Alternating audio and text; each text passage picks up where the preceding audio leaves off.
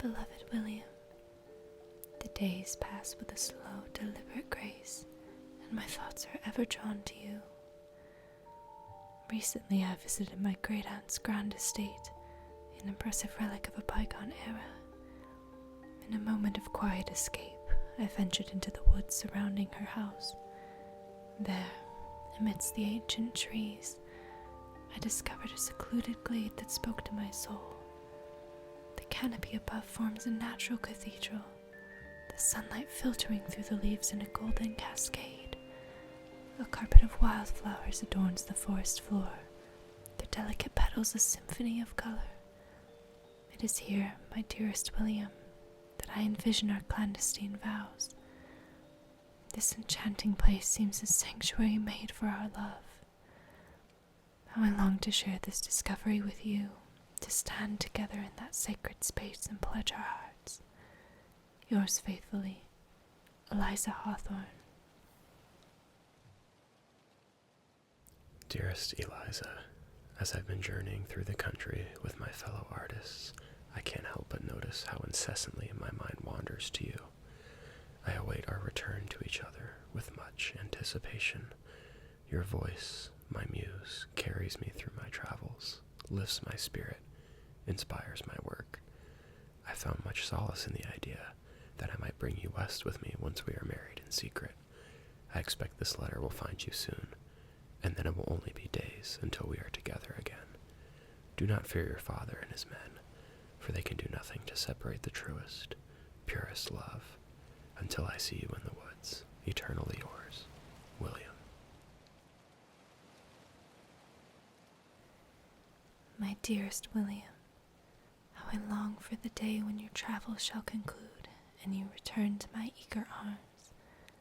The distance between us is a cruel torment, and each moment apart feels an eternity. I write to you in the quiet solitude of my chamber, where thoughts of you are my only solace. My love, I confess a growing apprehension regarding my father's disapproval. His stern countenance and unwavering expectations weigh heavily upon my heart. Yet, my affection for you is steadfast, mine consumed with thoughts of our future, contemplating a life where we are free from society's rigid constraints. What shall become of us, dear William, should we find ourselves outside the embrace of my family's favor? The prospect fills me with both trepidation and hope. To be with you, I would forsake all comforts, for your love is my true sanctuary.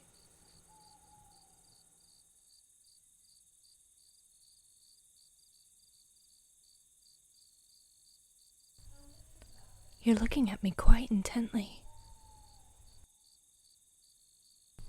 It's almost as if you can see me. Can you?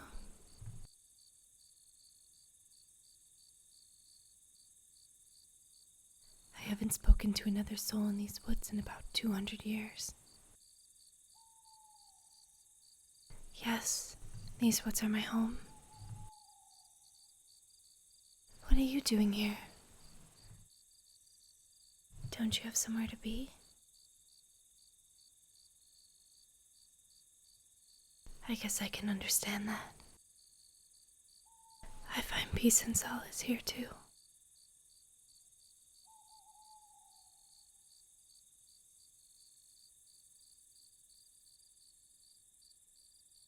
The feel in the air reminds me of a night 200 years ago. The night that cursed me to wander these woods.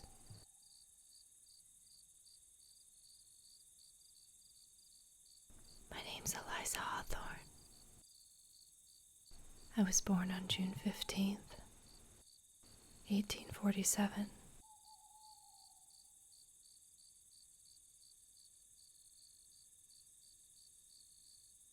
I know what year it is. You don't think I haven't painstakingly kept track? Every year I've been without my William.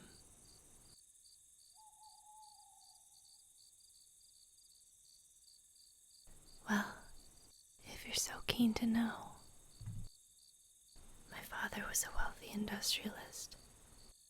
in the steel and iron industry. Societal norms said that I was the one that carried my family's image on my back, since I had no siblings. Of course, they expected me to marry.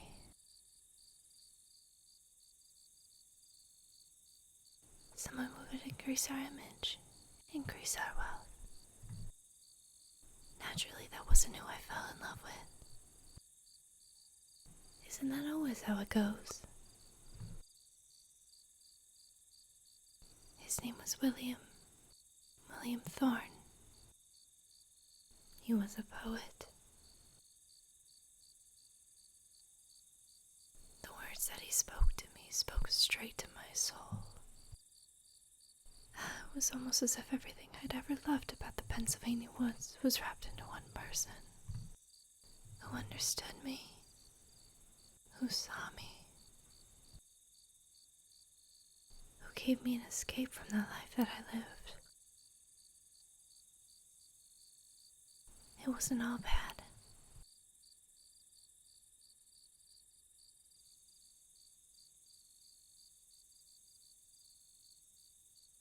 Every morning I would wake up to the soft sunlight through lace curtains, in a room whose furnishings were probably more expensive than many homes. In that time, of course.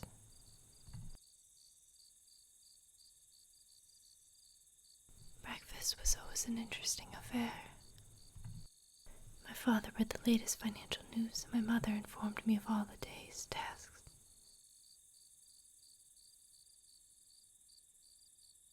I would go on to practice piano, or sewing,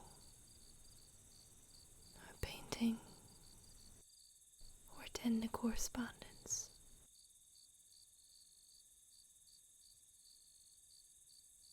We had a grand mansion. It overlooked the river. And every evening I would wander into the woods to find solace there. Those were the times I would meet William, when I wasn't at my great aunt's estate or doing charity work. Do you like it? Some nights when I would sneak out, I used it in the woods, when William and I found each other and dreamed of the life we could have. If it weren't for how I was born.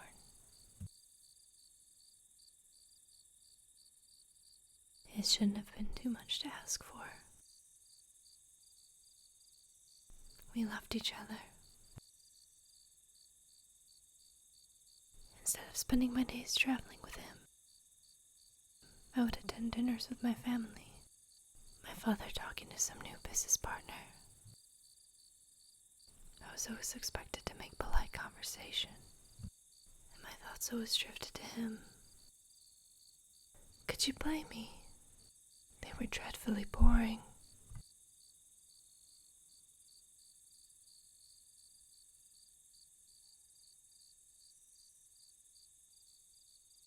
The people watching was none too interesting, as soon as you realized all everyone cared about was money.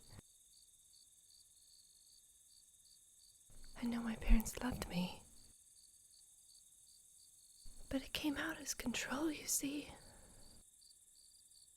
They didn't understand me.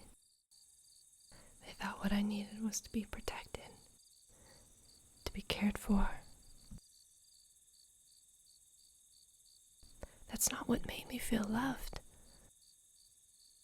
What made my imagination wander. What made my dreams worth it.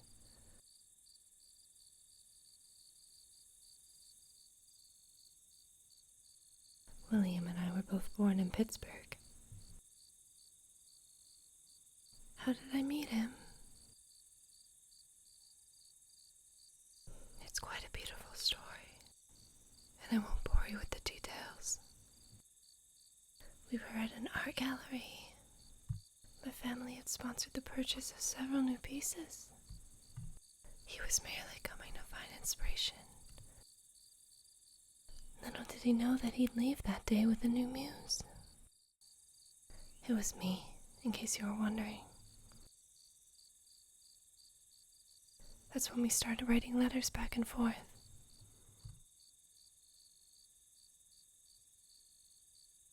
When I wasn't sitting with my family in the parlor, having conversation or light reading, I would escape up to my room to read his poetry.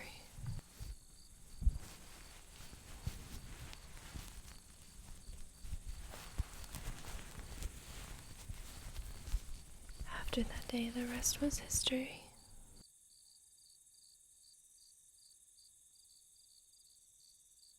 Then one evening, my mother and father sat me down, and they told me they had a wedding planned. It was one of my father's business partners, a man I didn't know. Apparently, he had been at dinner the night before, staring at me the whole time. I hadn't even noticed him.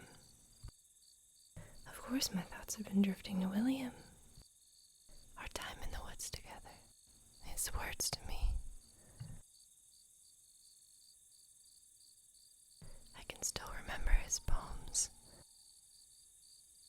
It's like they're engraved into my heart. Even all these years, they're the only thing that keeps me here. Keeps me grounded.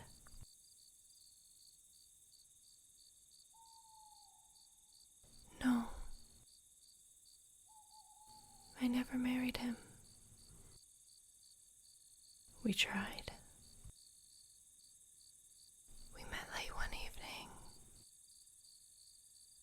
In these very woods, away from society's eyes. I tried to take my family's carriage as far as I could go, thinking that before they'd realized it would already be too late. We planned a clandestine engagement. It happened so quickly. So I met him in the woods, a cool summer evening, wind in my hair, dirt on my feet.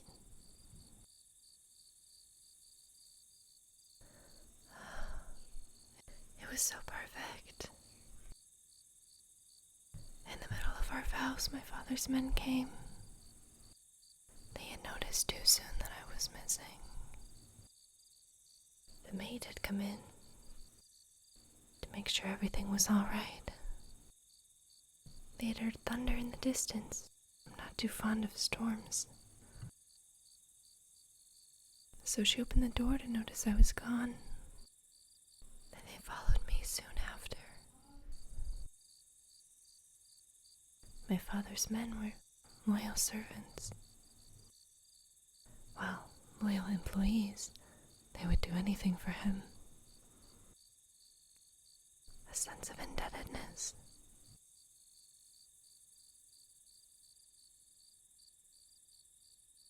They chased the two of us off before we could finish our vows. I never quite figured out where he went.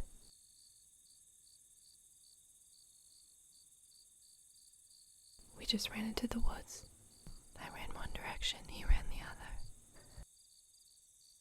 I heard him yell, but they didn't catch me. I kept running and running and running.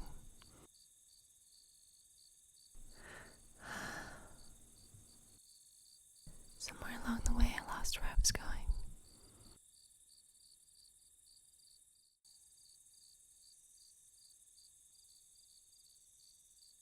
They found my body in the river, near my parents' property, a little bit downstream. But here I am.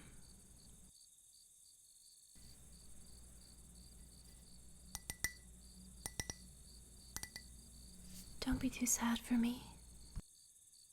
The woods remind me of him. I can still feel the soil underneath my feet.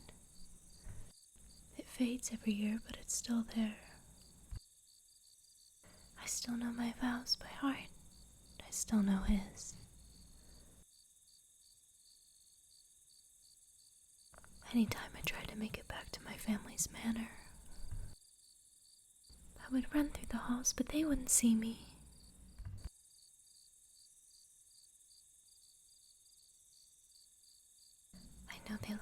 by the way they mourned me. If only it could have been different, you know. I would have changed so much. But I wouldn't have changed a thing with him.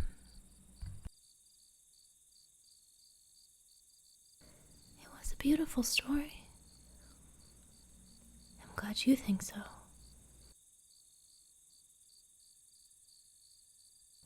What are you doing in my woods?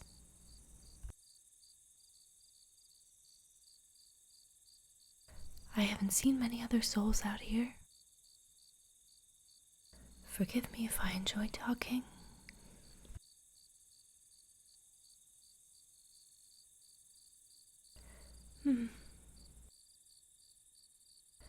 I see.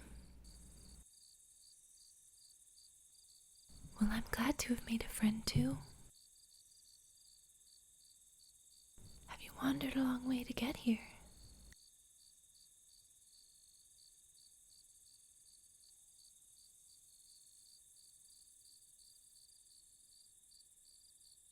All these woods are special to me too.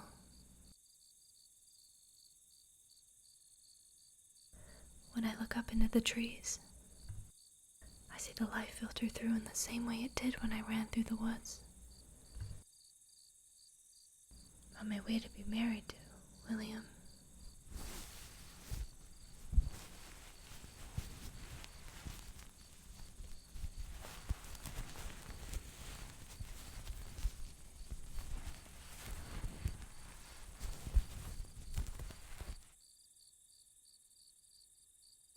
I love wandering these woods. I've done it for the past 200 years.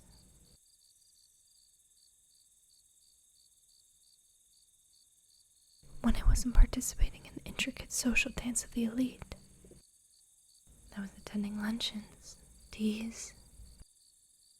On a good day, I would help my father oversee his business.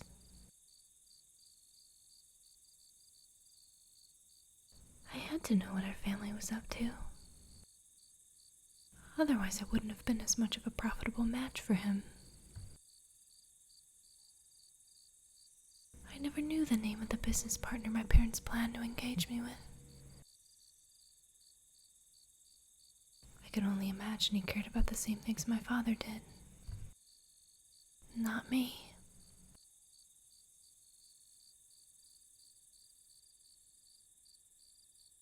I loved music and literature. I could spend days in the parlor, just drinking up words from novelists, reading William's writing to me. I'm thankful my parents let me pursue the piano. I played many nights at dinner.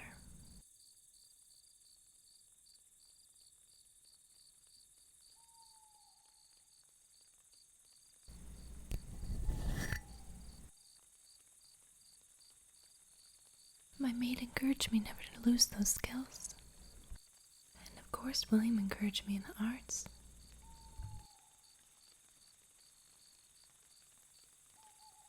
But I feel so much more free. All these years I've expected to find William in these woods too, longing for me, waiting for me.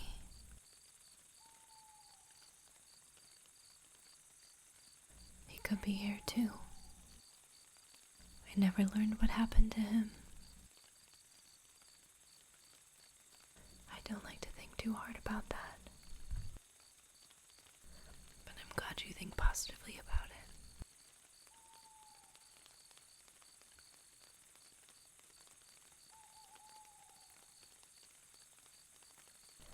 Maybe doing research for me would be nice. How would you even do such a thing?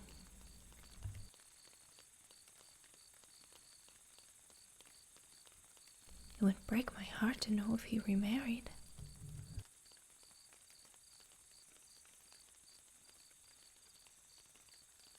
I guess. If you're so inclined to investigate, I can't say no. I would appreciate it. Will you come back to these woods?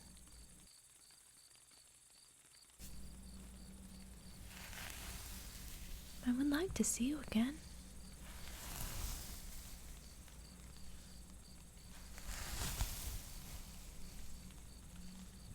A little bit of company helps the years fly by. Though it's already been 200.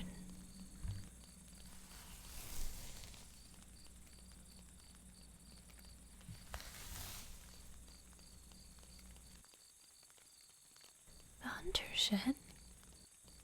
I know where that is. Sometimes when the dark feels a little bit too dark, that's where I go. It was one of the places that William and I would sneak off to.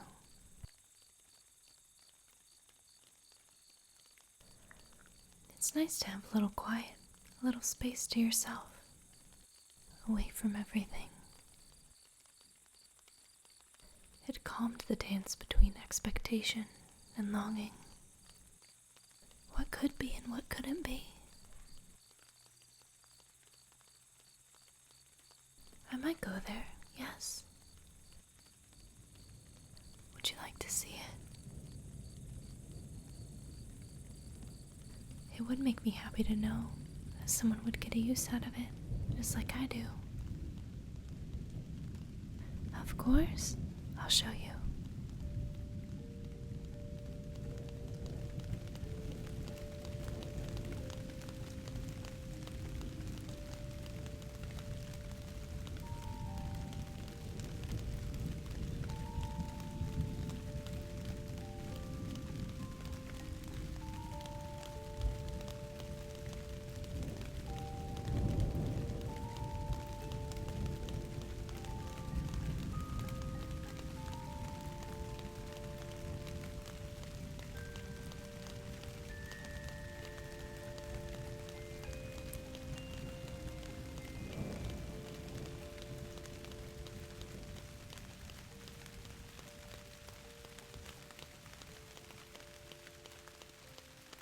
What will you use it for?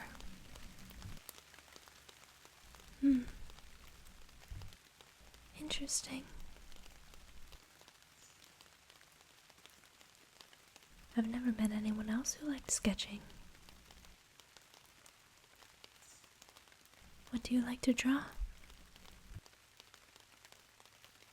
Okay, a little bit of everything.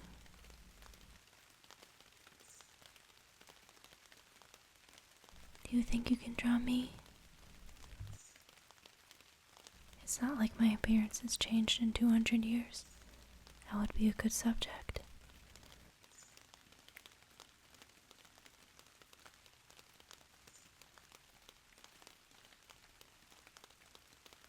No, William never drew me. He wasn't quite good at any fine art using his hands. I think his poetry captured me well enough.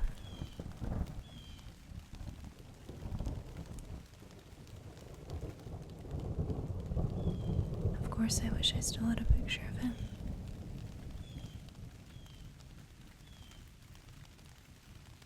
It's been easy to forget what everyone looks like. But when I think hard enough, I can.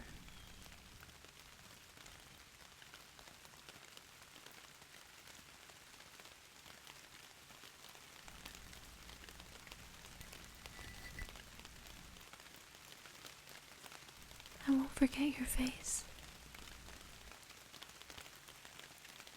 You're the first friend I've had in 200 years.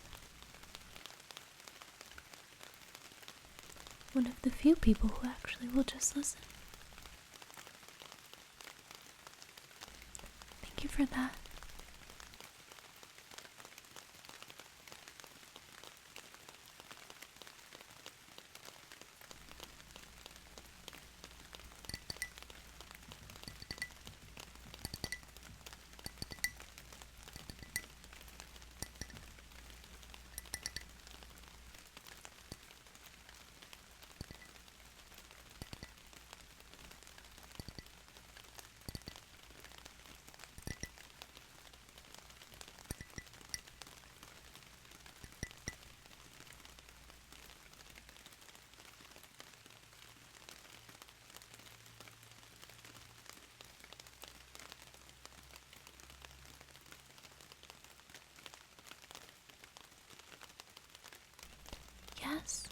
do make this place your own.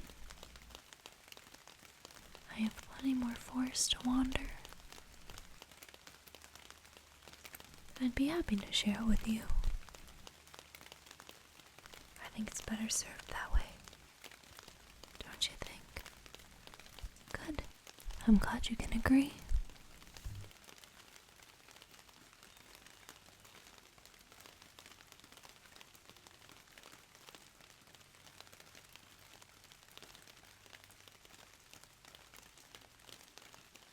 I think it used to belong to the previous owner of the steel and iron company my father ran, long before my father took over.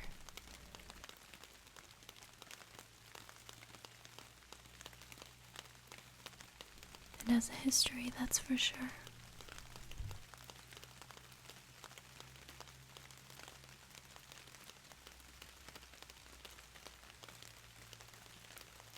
But as long as it's in good hands, the history will carry on.